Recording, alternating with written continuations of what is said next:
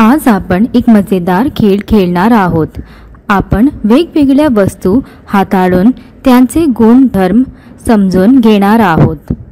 हो, मला हा खेळ करायला आवडेल। या टेबलला हात लावून बघ आणि हा टेडी बियर हाताळून बघ। तुला काही फरक जाणवतोय का? टेबल कठीण आहे आणि हा टेडी बियर मऊ आहे। अगदी बरोबर, काही वस्तू कठीण असतात आणि काही मऊ असतात। आता हे बघ, या पाण्याचा स्पर्श करून बघ आणि हा बर्फ हाताळून बघ। ही उबदार आहे आणि हा बर्फ खूप थंड आहे। खूप छान, काही वस्तू उबदार असतात तर काही थंड। आता या काचेला आणि या लोखंडाच्या तुकड्याला हात लावून बघ।